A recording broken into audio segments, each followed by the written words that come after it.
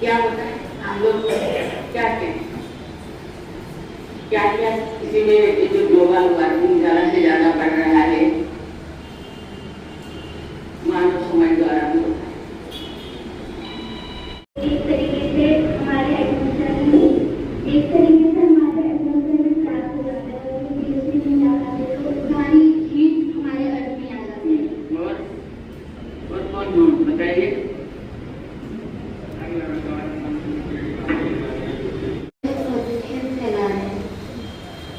क्योंकि ऐसा करेंगे क्योंकि पेड़ हम जरूर से ज़्यादा करते हैं पेड़ को और उद्योग लगाते हैं।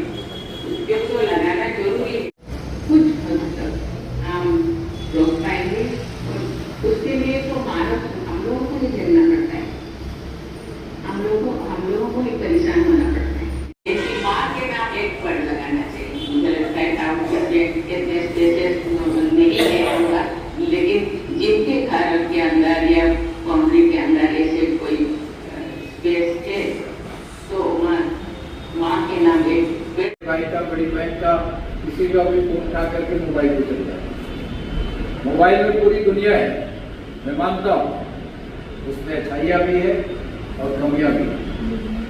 अब सबसे ज़्यादा खतरनाक जो चीज़ है जो हमारे माइंड को कंसंट्रेट नहीं होने देता वो है 15 से 22 सेकंड 25 सेकंड का जो एक रील बनता है वो हमारे दिमाग को चारों तरफ दौड़ाता है।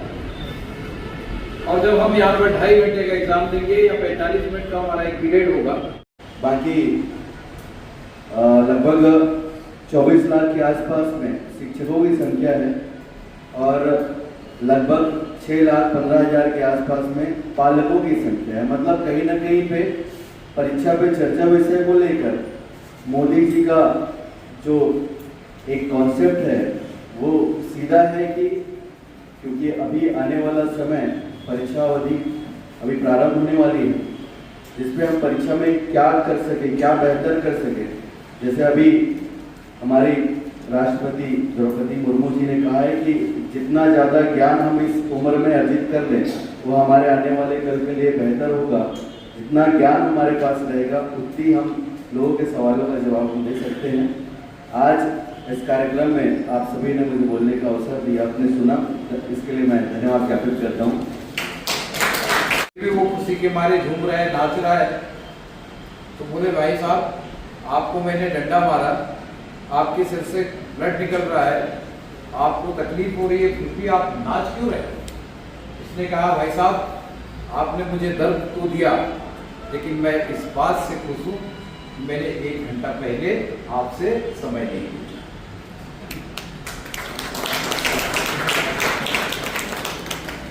समझे? नहीं समझे? उस समय टाइम हुआ था 1 बजे। उसने सोचा कि मैं 1 घंटा पहले यदि इस व्यक्ति से पूछता कि टाइम क्या हुआ है तो मेरे सिर पे 12 डंडा मार के बताता कि 12। तो उसने उस दुख में से ये सुख निकाल लिया यदि मैं 1 घंटा पहले यही बात पूछता उनसे मुझे 12 डंडा खाना पड़ता और 1 घंटे बाद पूछा तो मुझे 1 डंडा खाना पड़ा, मतलब तकलीफ मुझे कम हो गया। दर्द का एहसास तो था लेकिन